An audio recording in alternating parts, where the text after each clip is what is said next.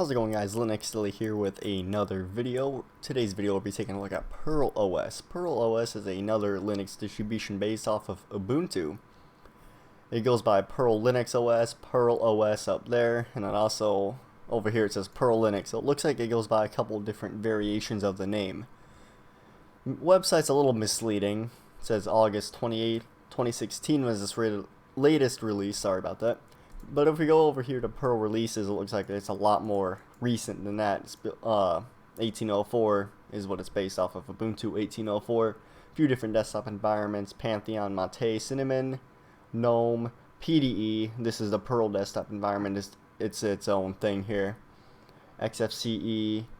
Never heard of this one. Odroid. And then we got Flashback down here with the older releases. We will be taking a look at PDE. I heard it is fairly glitchy, but it's the one that we will be taking a look at today. It is Perl Desktop 8. So we look at the website here. Looks like it's trying to mimic a Mac kind of feel. It reminds me of Elementary OS, as they're trying to have a little bit more of a Mac feel here as well. But with here, it looks more like older Mac, like macOS, like Lion era.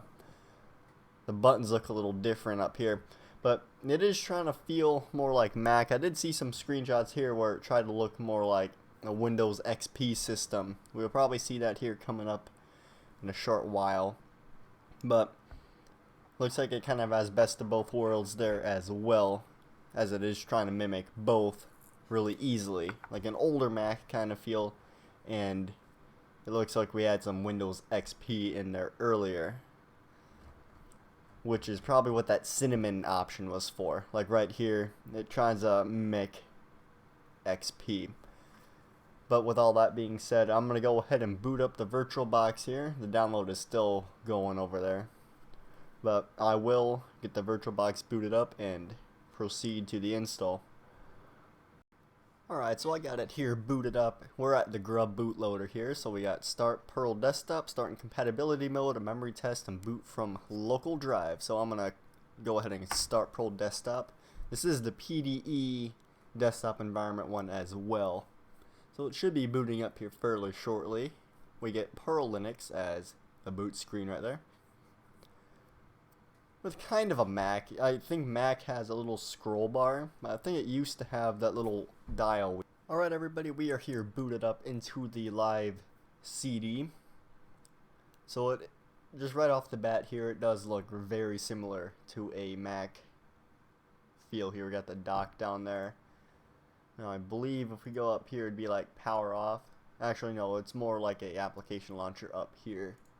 Looks like we got like a spotlight search over here. That just actually I clicked that way too many times and it brought up a whole bunch of catfish windows. So this is your search feature up here, but when you click it, it just brings up the program catfish. So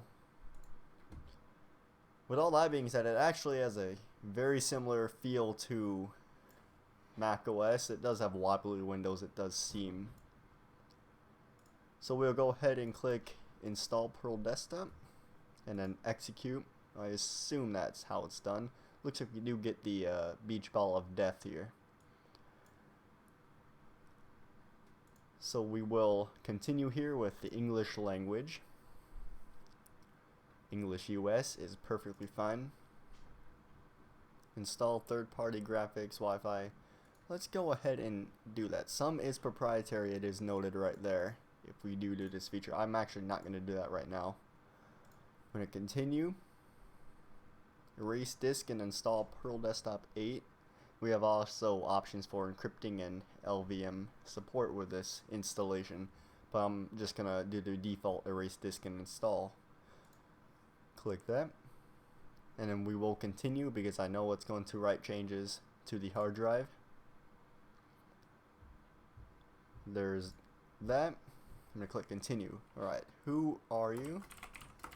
Linux Daily. Type in my very secure password. Require my password to log in. I'm just going to do login automatically. This is not a recommended option, but just for this video, I'm going to do that anyway. Encrypt my home folder is an option there as well. Click continue. And at this part, it is going to copy the files to the hard disk or my virtual file pretty much. So this is probably going to take a little while, so I'll get back to you when that is complete. Alright guys, our installation was complete and we are booting hopefully back into our newly installed system. Alright, we are fully booted up into our system here. Looks quite a bit different. We're experiencing some glitches up here. The text doesn't quite look exactly correct and the time is hardly even readable. But our system is up to date. We are on wired internet. And so far so good. It does look kind of like a Mac here. The resolution, it might be a resolution thing or a VirtualBox thing why this all looks really bad up there. Or it might be PDE because I heard PDE was quite glitchy. So our installed applications here, if you go to the launchpad icon, it does actually pull up a menu like that. It looks like some of the stuff they completely just ripped right off Apple. Like this is the iTunes logo. Minesweeper. Some of it looks just straight ripped from macOS. The resolution, I'm pretty sure this is a resolution thing why it's all kind of off center. We do get Grub Customizer. So let's go through the software. So we got Archive Manager, which I'm going to assume is probably Arc. We got Maps, a USB stick formatter. I'm not going. This looks like a an emulator, judging by the little tooltip there. But I'm not going to try to pronounce that. Hidjon, something right there. I'm not sure what it's trying to emulate here though. And it does look like our buttons are on this side now after the install. They were over here and they look like Mac, but now they're over here on this side. So I don't know what this program is, so I'll just get out of it. We get mousepad, catfish file search. That's what, when we clicked up there, that's what popped up. We got X Archiver, Penguin Canfield, Penguin Free Cell. We got a couple games here. Plank looks like was a the dock that we were using down there. Probably what that was. Featherpad, numeric, G calculator, transmission, Audacity. So it looks like we got quite a fair share of software pre-installed on this system. Yeah, we got many pages here. We got VLC, OBS, domain blocker. That looks pretty interesting here. Probably block some ads. I'm not sure what is all configured by default. Perl IDE, no, that's just Perl DE. Parental controls. Update manager, date and time, file manager. We get a bunch of software here pre-installed. So if we get out of there and go up here, we get kind of the same menu.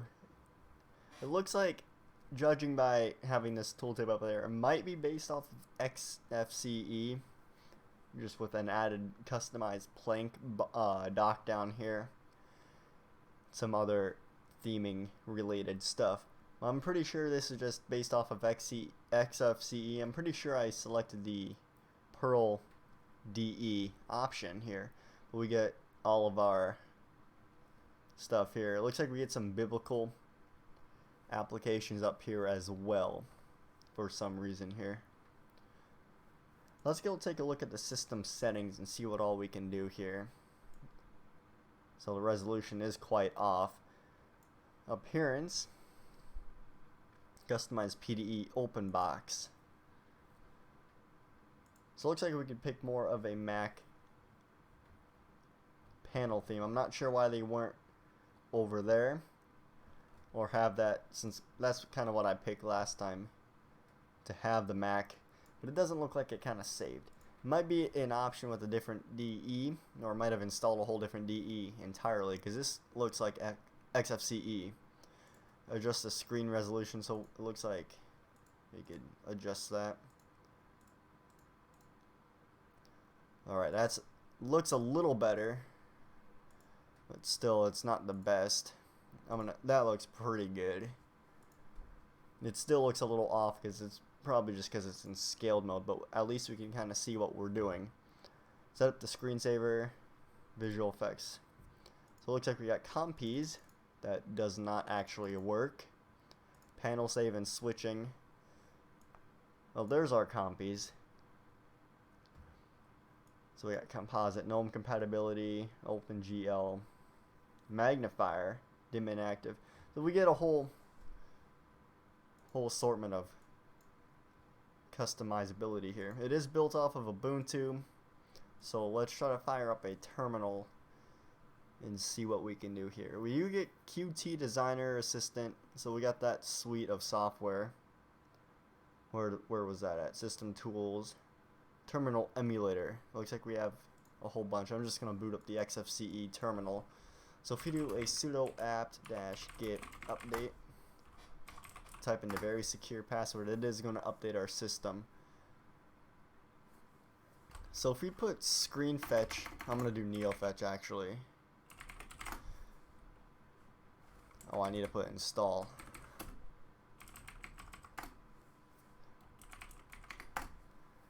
So it looks like what we have here, it is running bash 5.0, the 5.0 kernel. So it looks like all fairly respectable here. DE is PDE, open box window manager. So everything looks all straightforward there. So my initial thoughts on it is it's kind of buggy. Like the fonts up here, it's just all kind of buggy. Pretty sure it's a newer distribution built off of Ubuntu, but if you wanted more of a Mac feel, I probably wouldn't opt in for this desktop environment. I probably would throw like Pantheon or something. There was a Pantheon option, and I will do a video on this versus Elementary OS since they are both kind of mimicking a Mac feel. So with all that being said, I probably wouldn't recommend this one to a new user quite yet since it is quite buggy. So with all that being said, I hope you enjoyed the video. I will catch you in the next one.